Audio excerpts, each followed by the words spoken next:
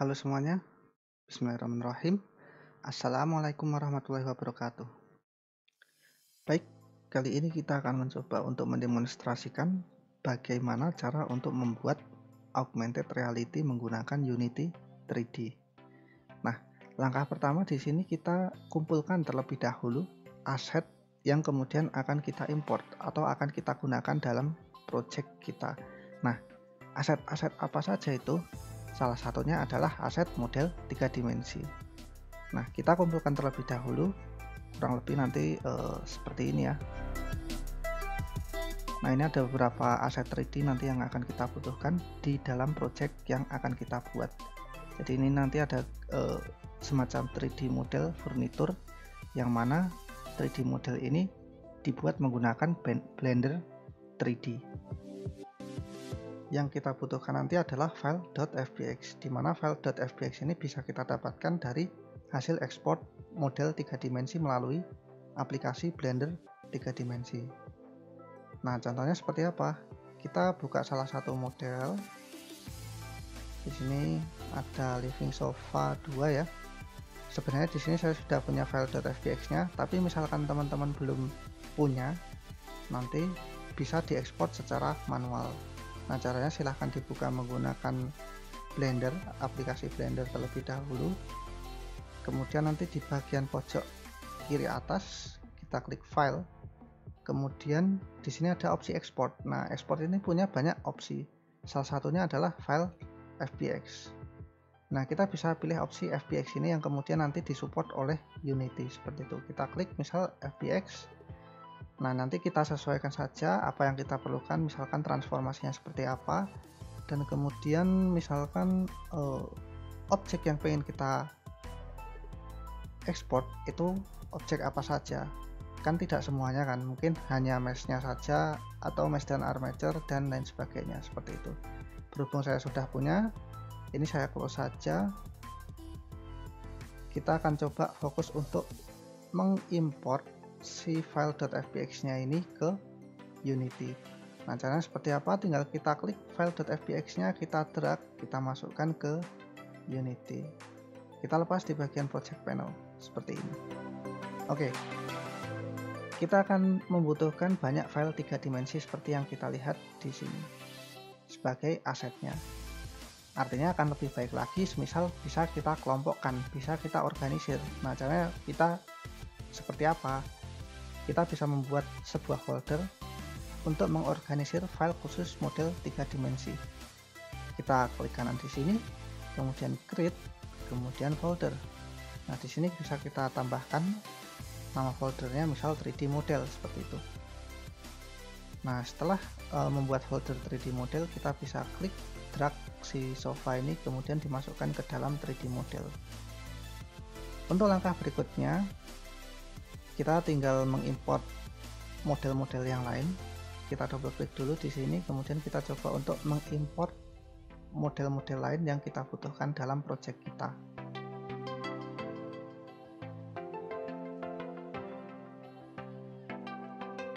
Kita akan coba mengimport satu persatu.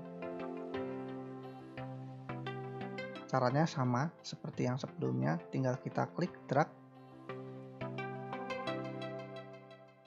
kemudian kita masukkan ke sini, lepas. Begitu juga dengan 3D model yang lain. Tinggal kita klik drag saja, kemudian lepas seperti itu.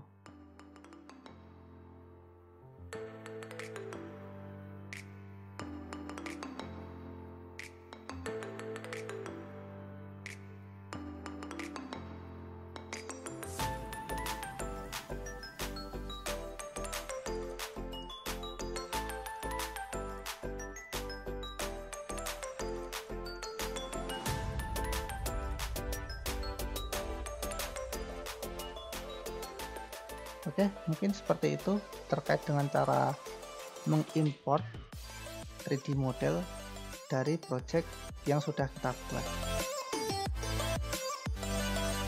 Langkah selanjutnya, kita akan mencoba untuk mengimpor tekstur yang kita butuhkan berkaitan dengan 3D model yang sudah kita kumpulkan di sini.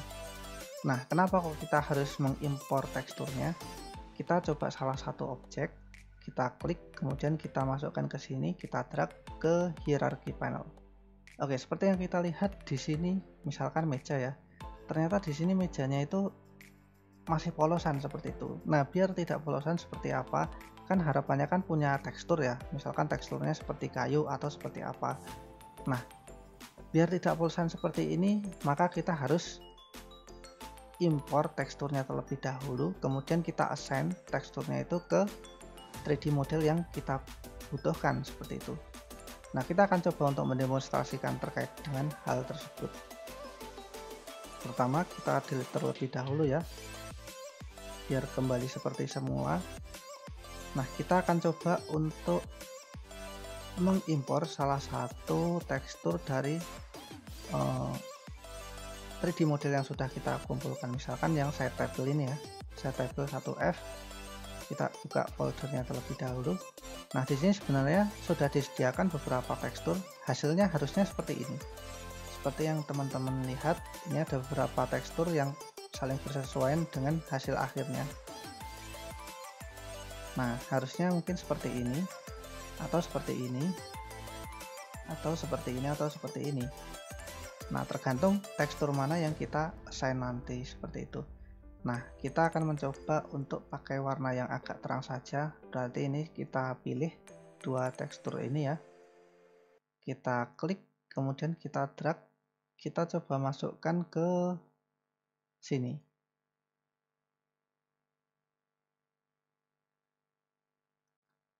Kalau sudah, kita akan mencoba untuk mengassign si tekstur yang sudah kita masukkan ini nanti ke set table 1F. Oke. Artinya hal yang pertama perlu kita lakukan sebelum kita mengassign adalah membuat materialnya terlebih dahulu. Caranya seperti apa? Seperti biasa kita klik kanan di sini, kemudian create, kemudian pilih opsi material. Nah, ini dia. Kemudian kita beri nama materialnya, misalkan side table 1 mat. Oke. Nah, kemudian di sini berhubung kita punya dua tekstur ya. Ini adalah tekstur untuk normal map, kemudian yang ini adalah tekstur untuk albedonya. Nah, kita klik di sini lagi di tekstur yang di material yang baru saja kita buat. Kemudian kita klik set table 1 yang ini ke bagian albedo. Oke, seperti ini. Kemudian untuk set table 1 yang ini kita klik, kita drag, kita lepas di normal map. Nah, nanti kita akan mendapatkan tekstur kurang lebih seperti pada gambar di bagian pojok kanan bawah ini. Nah, berhubung material ini akan kita assign ke set table 1F, artinya kita klik terlebih dahulu model yang kita pilih. Kita klik di sini, kemudian di sini ada pilihan seperti ini, ada set table 1 strip 2, kemudian di sini ada material kosong yang belum diisi sama sekali. Nah, ini bisa kita isi dengan apa yang baru saja kita buat. Bisa kita isi dengan material yang baru saja kita buat. Kita klik di sini, kemudian drag, kemudian lepas di sini. Oke, kalau sudah diapakan, kalau sudah kita apply, kita akan tunggu hasilnya. Nah, seperti yang teman-teman lihat ya di sini, tadi tabelnya berwarna putih, sekarang sudah agak berwarna cerah, agak terang seperti itu. Kita klik, kita drag, misalkan seperti ini ya. Nah, kalau kita masukkan sekarang tabelnya jadi punya tekstur. Kurang lebih seperti itu terkait dengan cara mengimport tekstur ke objek 3D yang ada di Blender. Ini kita hapus terlebih dahulu ya. Saya klik, kemudian saya delete. Kita akan mencoba untuk mengimpor tekstur-tekstur yang lain untuk objek-objek yang lain. Mungkin akan kita mulai dari coffee table terlebih dahulu ya. Kita akan coba untuk mengimpor tekstur yang kita butuhkan. Mungkin di bagian sini.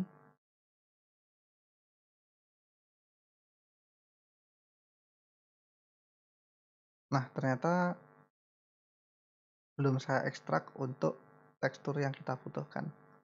Ada di file rar-nya, bisa kita klik kanan di sini, kemudian extract here.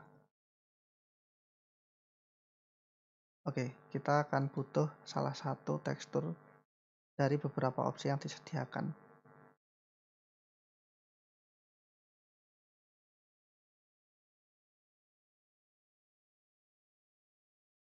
Mungkin kita akan butuh dua tekstur ini ya. Kita coba seleksi dua ini, kemudian kita klik, kemudian kita drag, kemudian kita masukkan ke sini. Selanjutnya masih sama, kita coba untuk membuat material lagi, klik kanan, create, kemudian material, kemudian bisa kita tulis di sini namanya coffee table 4 matte. Nah, misal seperti itu. Kemudian selanjutnya seperti biasa kita klik ini, tekstur ini, kemudian kita masukkan ke albedo, kemudian untuk yang ini kita masukkan ke normal map. Oke, jadinya seperti ini. Selanjutnya kita tinggal assign saja ke objek 3D-nya. Bisa kita klik. Nah, di sini ada material kosongan, bisa kita isi dengan coffee table ini. Kita klik, kemudian drag, lepas, apply. Nah, sekarang tabelnya jadi ada teksturnya. Bisa kita tes, kita klik, kemudian kita drag, kita masukkan di sini. Oke, nah sekarang warnanya menjadi seperti ini. Ada teksturnya. Kita coba lanjutkan ke yang berikutnya. Ini kita delete dulu ya. Selanjutnya mungkin adalah living sofa. Langkahnya masih sama, tinggal kita ambil living sofa,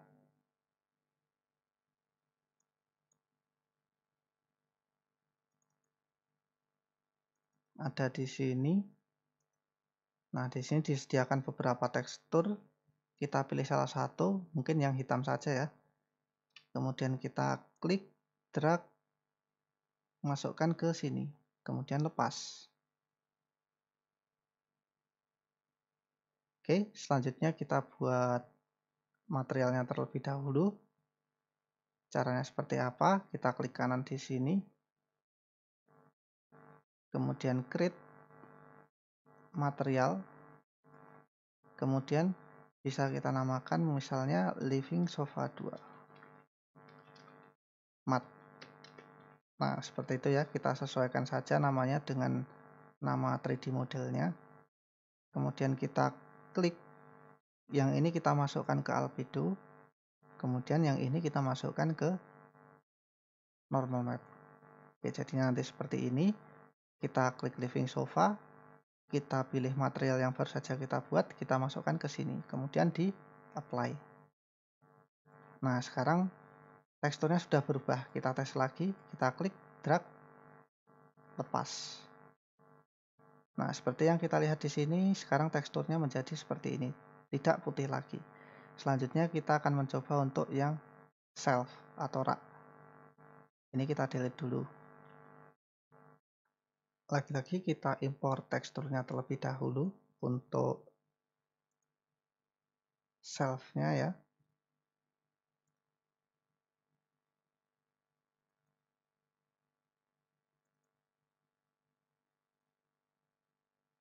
Nah, di sini ada beberapa opsi. Kita coba pilih yang pertama saja.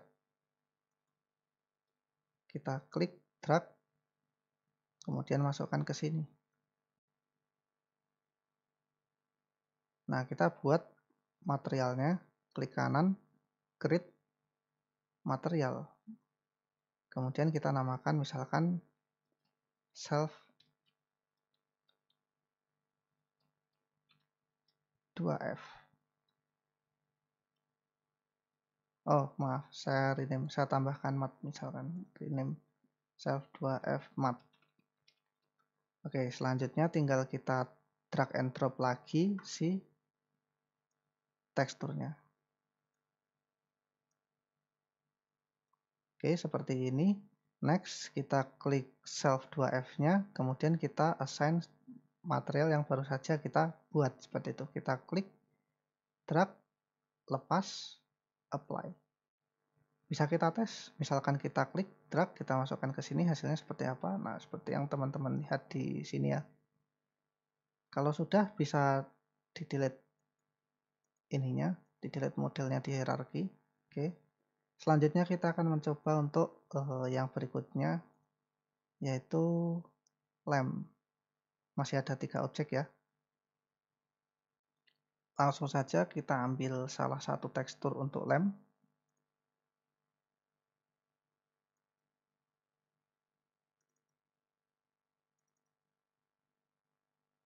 Nah, di sini sudah tersedia beberapa macam. Kita ambil yang kedua, misalkan yang ini ya. Kita klik, kemudian drag, masukkan ke sini. Selanjutnya kita coba bikin material. Klik kanan, grid, kemudian material.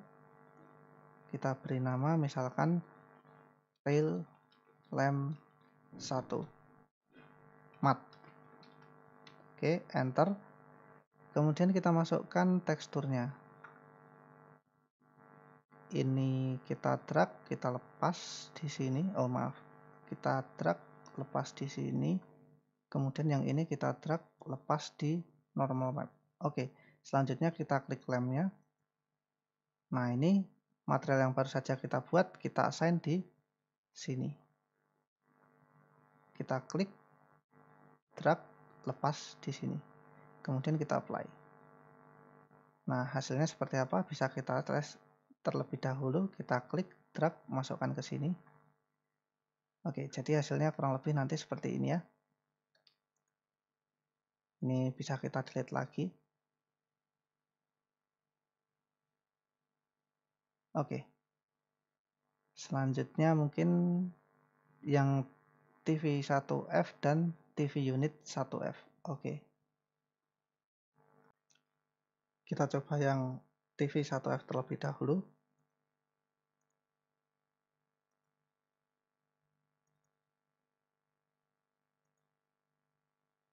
Oke, kita ekstrak terlebih dahulu tekstur yang kita butuhkan. Oh, sudah ada ternyata.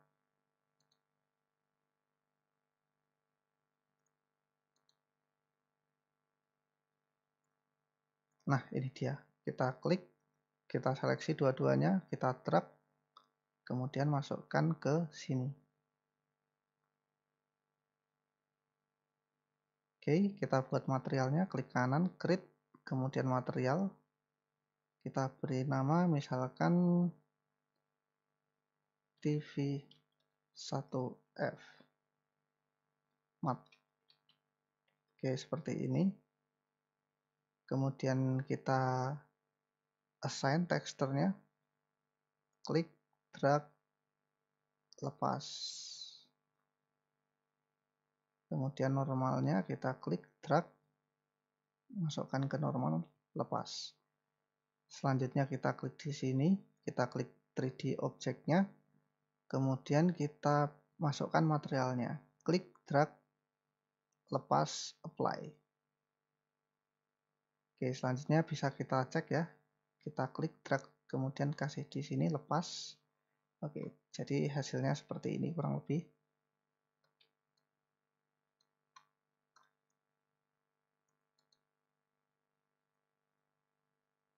Kita akan coba untuk memasukkan objek terakhir TV unit 1F.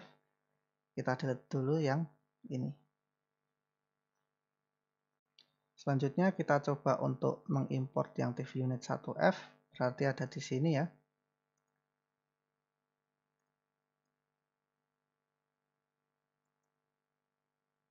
Oke. Kita pilih 2 saja. Kita pilih maaf 1. Tapi kita seleksi 2 ini. Yang satunya normal map, yang satunya teksturnya. Kita klik, drag, masukkan ke sini. Lagi-lagi kita akan mencoba untuk membuat materialnya. Klik kanan, create material. Oke. Misalkan kita namakan TV 1 unit matte. seperti ini ya. Kemudian kita masukkan teksturnya di bagian albedo, kemudian normal mapnya kita masukkan juga. Selanjutnya kalau sudah, kita klik TV unitnya, kemudian si material yang barusan kita buat kita klik, drag, masukkan ke sini, apply, kemudian coba kita tes. Nah, kurang lebih seperti ini hasilnya. Kita delete terlebih dahulu.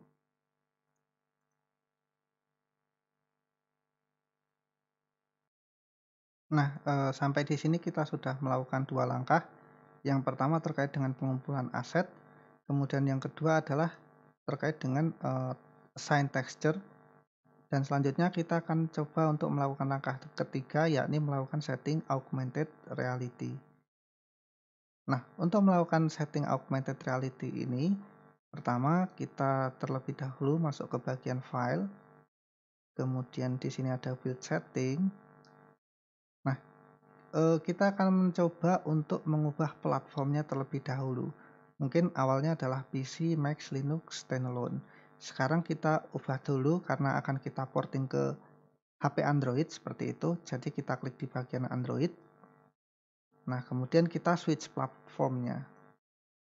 Dan di sini nanti akan membutuhkan waktu yang cukup lama biasanya untuk melakukan proses konversi.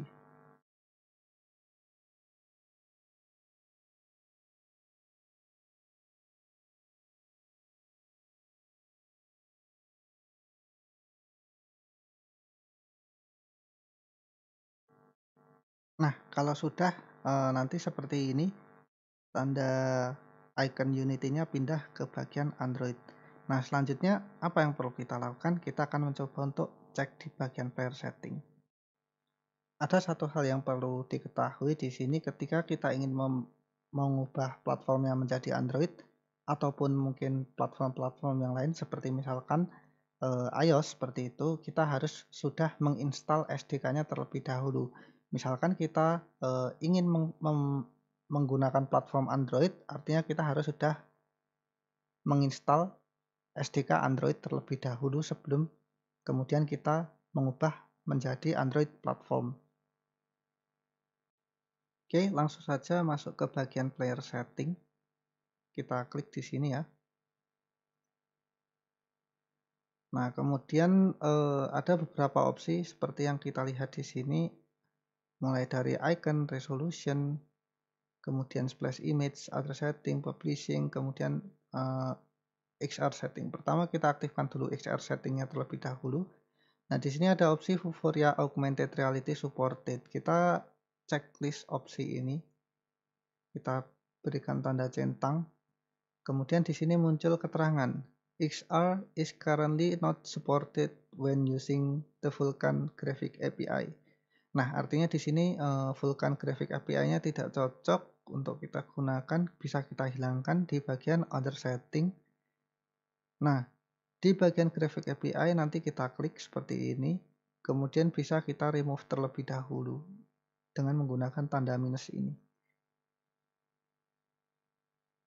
Oke, Vulkannya sudah hilang. Selanjutnya ada beberapa hal yang perlu kita setting lagi. Nah, pertama terkait dengan di bagian identification. Di sini ada package name. Package name-nya defaultnya adalah company.productname. Oke, kita ubah misalkan menjadi nama com seperti itu misalkan ya. Jangan pakai yang default. Kita ubah dulu nama package-nya. Misalkan product name-nya adalah sample AR seperti itu. Oke. Sepertinya sudah. Kalau sudah kita close. Kita close terlebih dahulu ya. Player setting-nya. Oke. Nah, untuk membuat augmented reality, seperti yang saya bilang sebelumnya, kita akan membutuhkan library yang bernama Vuforia. Sebenarnya masih ada juga library yang lain seperti itu, tapi kita akan mencoba untuk menggunakan Vuforia. Nah, bagaimana caranya? Pertama, silahkan masuk terlebih dahulu ke web portalnya Vuforia. Alamatnya di mana? Bisa kita cek di developer vuforia.com. Oke, kalau sudah, kita akan coba login terlebih dahulu. Bagi yang belum punya akun, silahkan register terlebih dahulu, tapi kalau sudah punya, kita klik login langsung. Oke, selanjutnya kita akan mengisi alamat emailnya untuk login, misal yang sudah terdaftar ya, akun yang sudah terdaftar.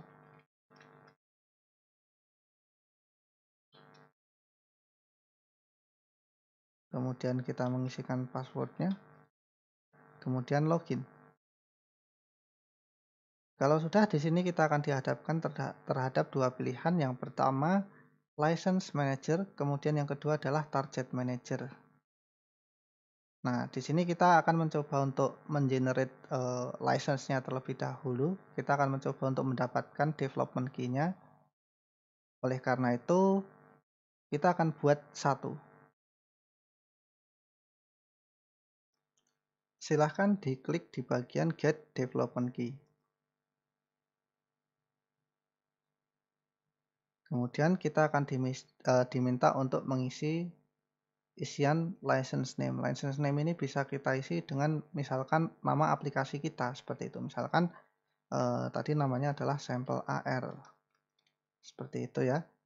Kemudian kita klik by checking this box, I acknowledge that this license key is subject to bla bla bla. Ini kita cek, kemudian kita confirm. Nah, oke, kita sudah punya satu license, satu development key. Nah, ini nanti akan kita gunakan di Unity-nya. Nah, ketika kita sudah membuat license dan development key-nya, kita langsung ke bagian target manager. Di sini kita akan mendefinisikan database terkait dengan marker yang akan kita gunakan dalam pembuatan augmented reality. Oleh karena itu, pertama kita klik add database terlebih dahulu. Kemudian di sini ada beberapa pilihan, kita pilih yang device terlebih dahulu. Kita akan buat nama database markernya, misalkan sampel DB seperti itu. Kemudian create. Kalau sudah, nah ini sebelumnya saya sudah punya ya. Ini yang baru, yang sampel DB ini yang baru, kita klik. Kita akan mencoba untuk menambahkan targetnya. Kita akan coba untuk menambahkan markernya. Seperti yang kita lihat sebelumnya, di sini saya sudah menyiapkan beberapa model marker yang dapat kita gunakan untuk proses identifikasi augmented reality seperti itu ya. Nah, di sini ada marker kursi, marker meja, marker props, dan marker rak. Kalau kita lihat satu persatu, kurang lebih nanti akan seperti ini bentuknya. 1, 2, 3, 4. Nah, kita akan masukkan 4 marker ini ke database. Nah, caranya seperti apa?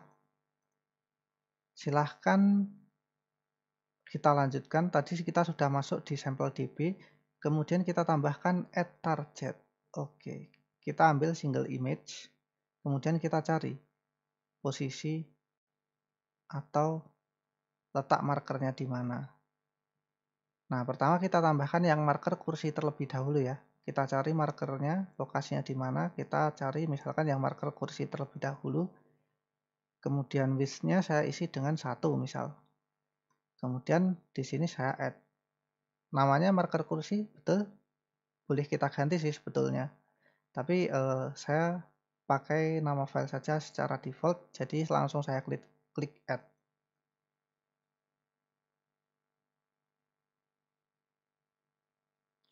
Oke, sudah masuk database yang pertama terkait dengan marker kursi. Kalau misalkan di sini kita klik, dia akan muncul keterangan kurang lebih seperti ini.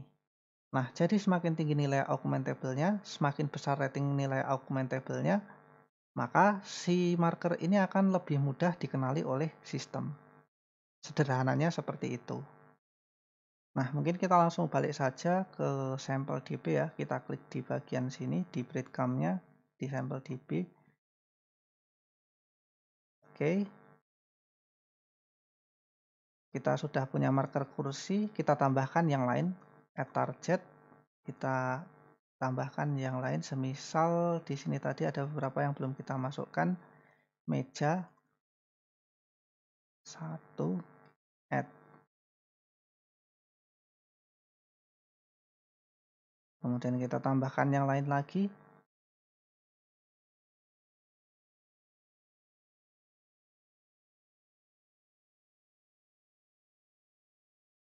Props, oke, marker props 1, add. Dan tinggal satu lagi, add target, browse, marker.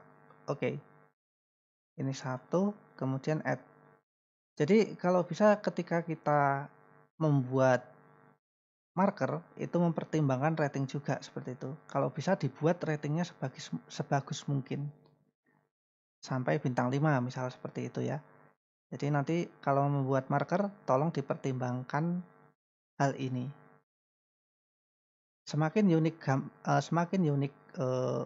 markernya, kemudian semakin kompleks markernya, maka ratingnya akan semakin tinggi karena fiturnya akan semakin banyak. Kok tahu banyak fiturnya dari mana? Jadi bisa kita klik salah satu ya, misalkan sebagai contoh di sini. Nah, di bagian bawah nanti ada tulisan show features. Nah, ini nih. Ini ketika kita klik, dia akan memunculkan fitur-fitur yang ada di marker. Ini yang ada tanda plus-plus ini fitur-fiturnya.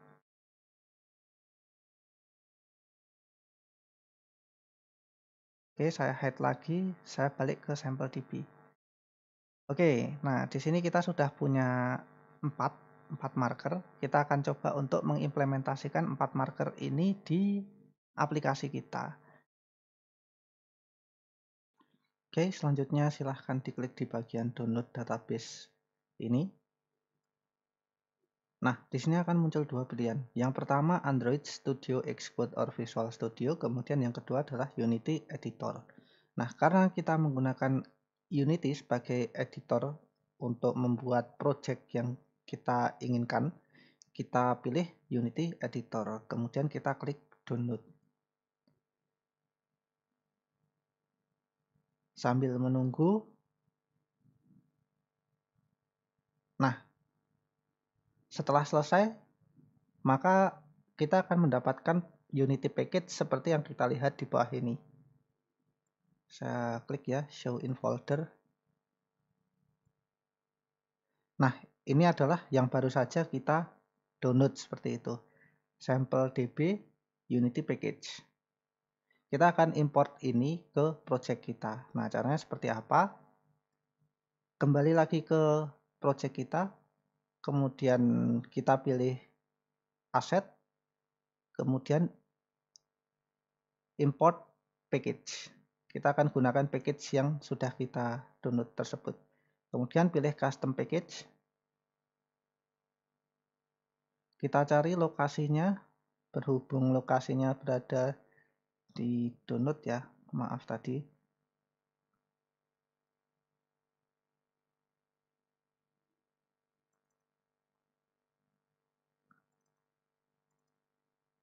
Nah, ini dia, sampel DB Unity package. Jadi silahkan dicari di tempat teman-teman mendownload ya. Kemudian double klik saja. Nah, kemudian setelah itu akan mengimport secara otomatis, mengimport package-package yang dibutuhkan secara otomatis. Nah, seperti ini kurang lebih ya. Kemudian klik import. Nah, oke. Maka kita akan menemukan folder baru yang kurang lebih isinya seperti ini. Editor, Vuforia, image target, sampel DB. Nah, ada image-image yang merupakan hasil dari import package yang sudah kita lakukan. Nah, setelah mengimport package-nya, langsung saja kita klik kanan di sini, di bagian hierarki, kita akan buat AR kamera. Nah, caranya seperti apa? Klik kanan, Kemudian teman-teman perhatikan di sini ada Vuforia Engine. Kita seleksi yang Vuforia Engine, kemudian seleksi AR Camera. Oke, kita klik import, compiling script.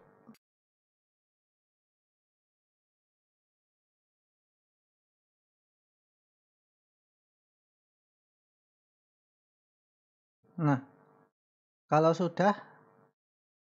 belum muncul di sini ya, kita import lagi, klik kanan, kemudian Vuforia Engine, kemudian AR Camera.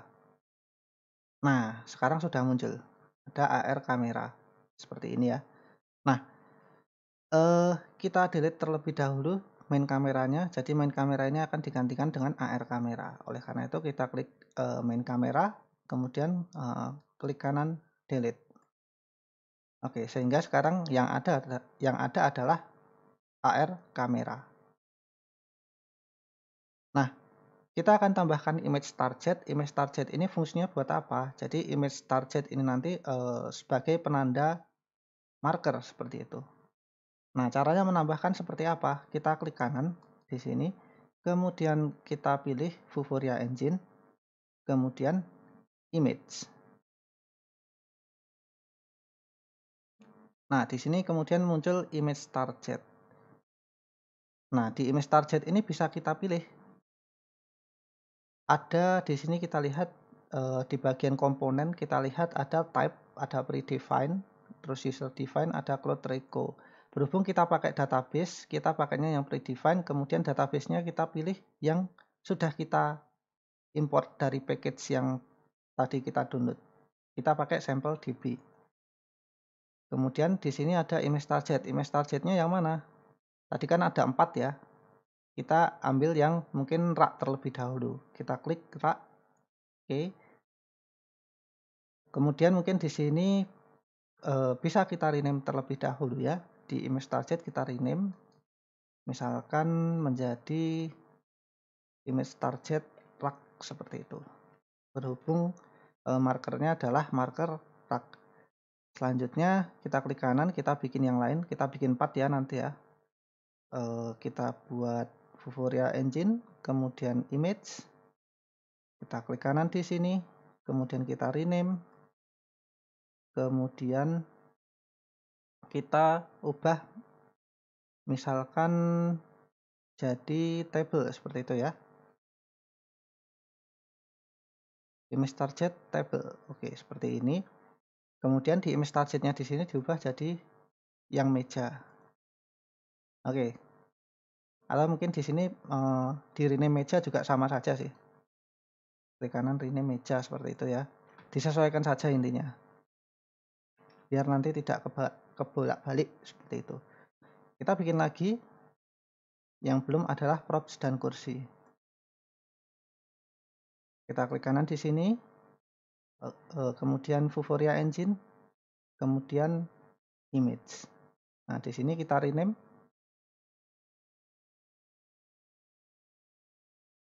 props.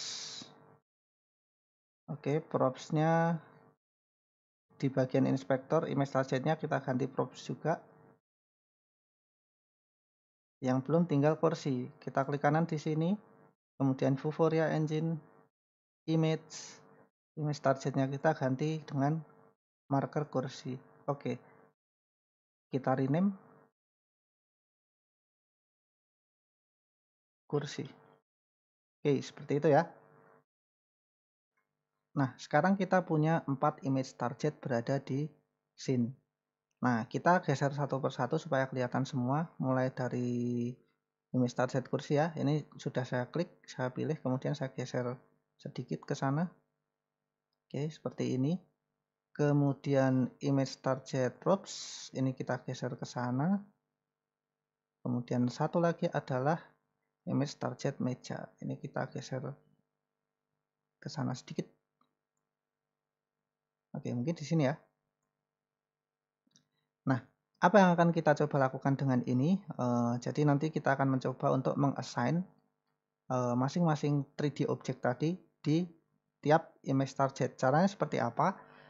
Kita pilih bagian ini ya, 3D model. Nah, di sini kita punya beberapa model tadi ya. Ada coffee table, kemudian ada shelf, kemudian ada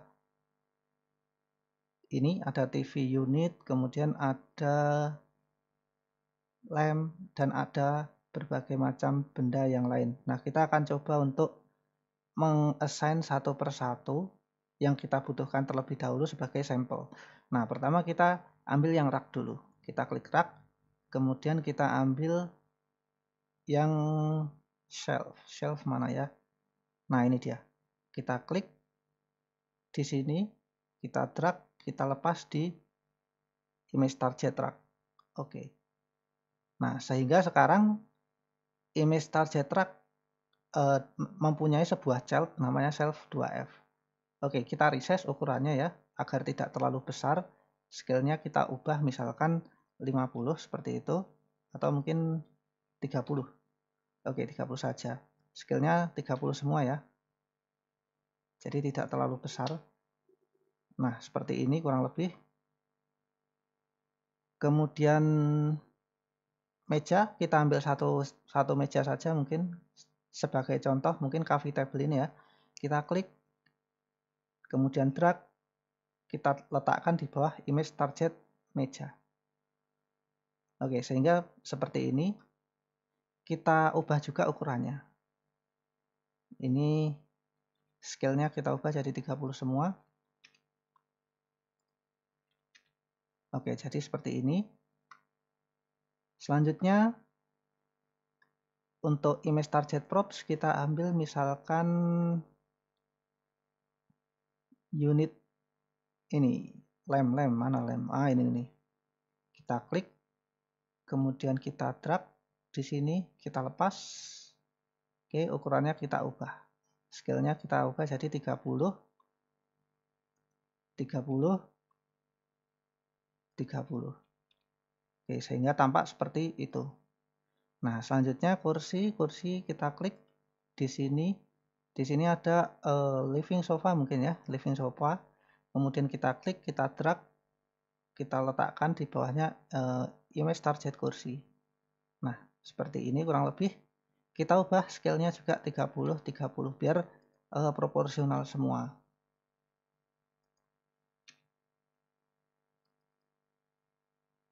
Oke. Kalaupun masih kelihatan kebesaran, bisa kita geser ya nanti ya. Atau mungkin kita kecilkan lagi, misal tadinya 30 jadi 25 25 25. Oke, seperti ini mungkin.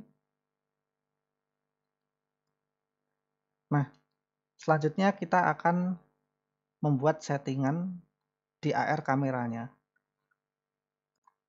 Nah, sekarang silahkan klik di AR kamera. Kemudian teman-teman lihat di bagian bawah ada Open Vuforia Engine Configuration, ada komponen Vuforia Behavior. Nah, di sini bisa kita klik di Open Vuforia Engine Configuration. Oke, di sini ada App License Key. Nah, ini dari mana? Nah, ini asalnya adalah dari website.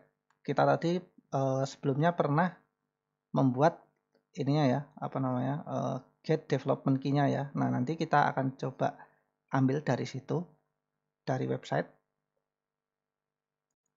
Caranya silahkan langsung ke websitenya di Vuforia. Oke. Kemudian masuk ke License Manager. Nah, di sini ada ini ya. Ada aplikasi tadi, nama aplikasi kita yang sudah kita buat sebelumnya untuk development key. Kita klik. Kita lihat. Nah, di sini ada please copy the license key below into your app. Kita klik. Oke. Kita klik copy to clipboard. Oke, kalau sudah kita balik ke Unity. Nah, kemudian kita paste di sini. Kita klik kanan, paste. Nah, seperti ini. Nah, sekarang kita coba untuk tes hasilnya seperti apa. Kita play ya. Kita play untuk menguji coba. Oke, kita tunggu terlebih dahulu sampai loadingnya selesai. Oke. Nah, oke, hasilnya sudah muncul seperti yang ada di tampilan, tetapi tidak sesuai dengan apa yang kita inginkan. Kita ingin supaya si objeknya ini munculnya itu belakangan seperti itu. Munculnya tidak langsung muncul seperti ini. Nah, caranya seperti apa? Kita amati kembali scene yang kita susun. Nah, di sini kita melihat bahwasanya AR kamera ketika kita klik. Nah, ini field of view-nya akan melingkupi si kursi. Jadi, supaya kursinya nggak kelihatan, kita klik image target untuk kursi, kemudian kita geser ke belakang. Jadi nanti ketika kita play, si kursi ini nggak akan kelihatan langsung. Jadi ketika kita play, tampilan awalnya kosong terlebih dahulu. Begitu juga mungkin dengan ini ya, si table ini ya, mungkin kita geser ke belakang supaya tidak berada di depan kamera secara langsung. Berarti kita klik di image target meja, kemudian kita tarik ke belakang, kurang lebih seperti ini. Nah, sekarang kita coba play lagi. Apakah hasilnya berbeda? Pastinya berbeda.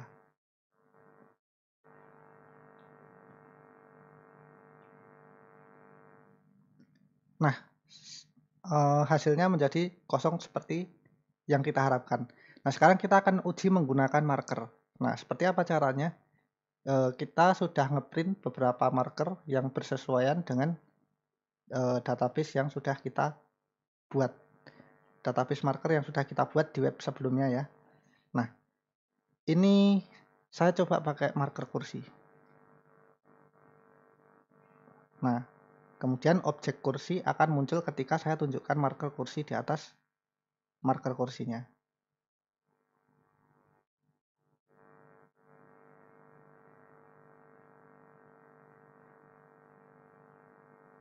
Nah, kurang lebih seperti itu. Oke. Kita akan coba objek yang lain ya.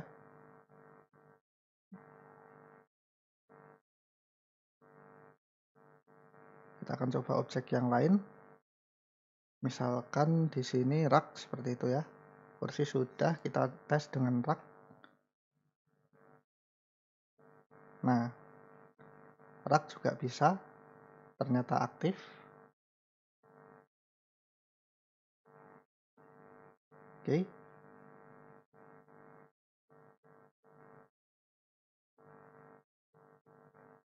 Karena rak sudah bisa, kita coba yang lain.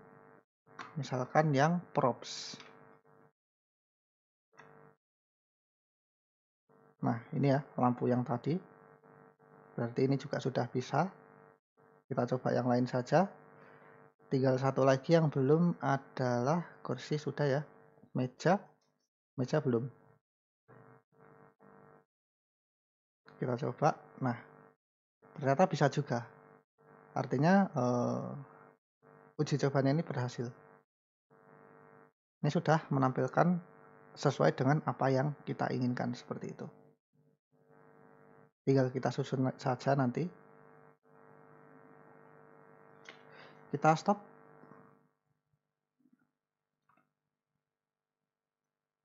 Oke, untuk berjaga-jaga saja mungkin image target yang ini, yang rak ini akan kita bikin supaya posisinya lebih mundur.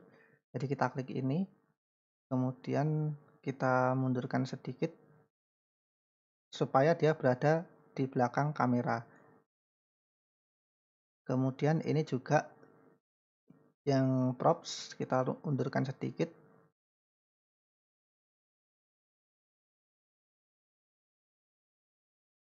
Oke, kurang lebih seperti ini. Jadi dia tidak berpotongan dengan field of view kamera.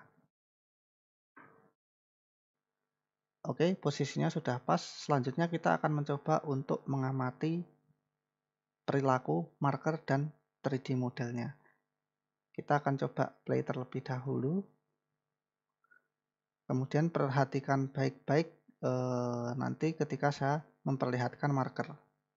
Oke, saya perlihatkan markernya, kemudian kursi muncul, kemudian saya tarik ke samping. Nah, apa yang terjadi? Seperti yang teman-teman lihat, kursinya nyangkut. nyangkut di samping. Kemudian saya munculkan lagi misal, kemudian saya rotasi. Tek. Terus habis itu saya hilangkan. Apa yang terjadi? Ternyata kursinya nyangkut lagi di layar seperti itu.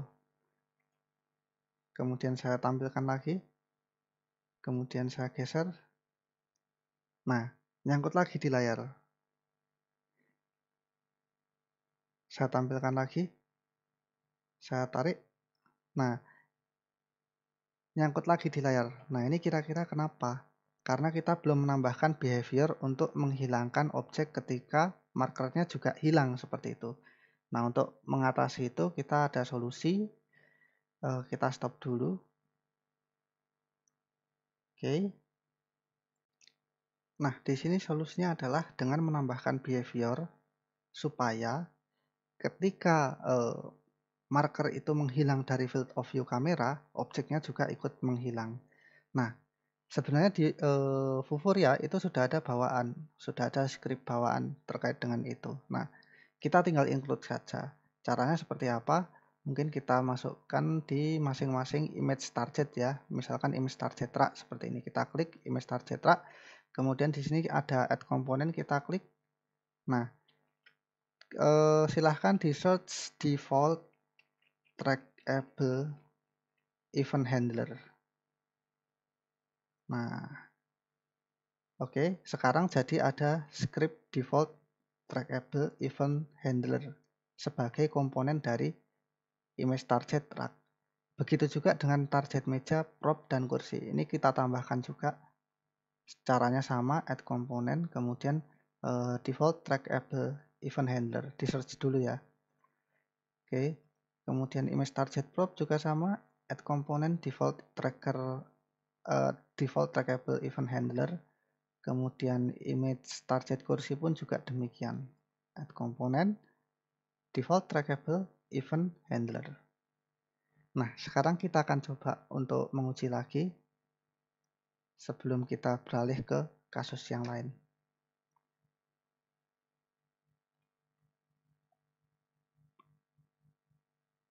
Oke, sekarang kita tes. Misalkan kita pakai kursi. Nah, ketika sudah mencapai limitnya, dia akan menghilang karena tidak tertrack. Nah, ini seharusnya behaviornya seperti ini. Nah, ketika misalkan saya tarik ke samping, markernya hilang, objeknya tidak stuck di layar lagi. Ketika saya tarik ke atas, cek, oke, objeknya menghilang. Ke bawah pun juga demikian, objeknya menghilang. Nah, ini behavior yang kita harapkan. Ini berlaku juga nanti untuk objek-objek yang lain ya. Misal ini, kemudian set, tiba-tiba saya hilangkan, dia akan hilang. Tidak stuck lagi seperti yang tadi. Oke, kursi sudah kita uji coba, kemudian properti sudah kita coba. Selanjutnya adalah meja. Meja belum kita coba ya. Oke, meja bisa. Oke, kemudian satu lagi adalah rak. Kita coba rak. Dan raknya juga bisa ternyata. Oke, berarti pengujiannya sukses. Pengujian kali ini sukses.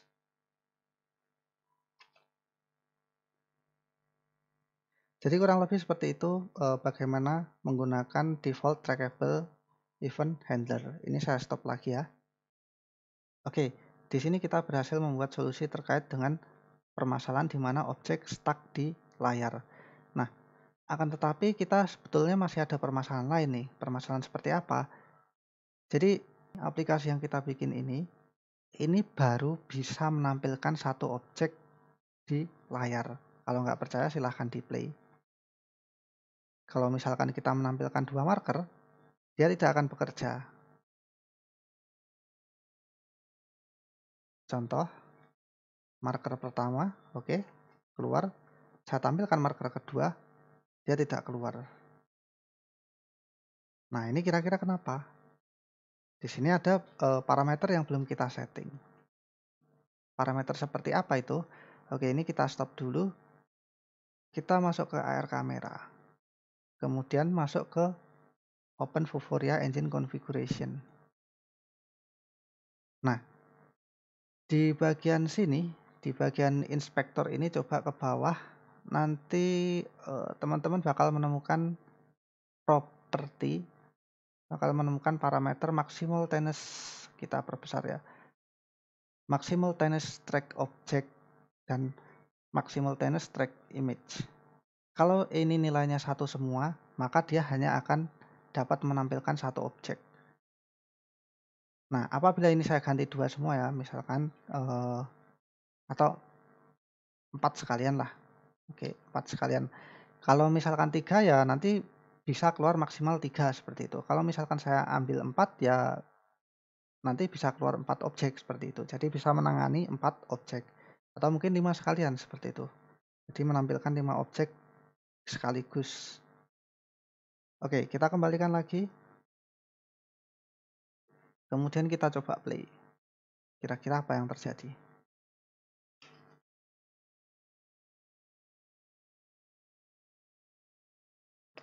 Kita lihat objek pertama. Oh maaf, kebalik. Objek kedua.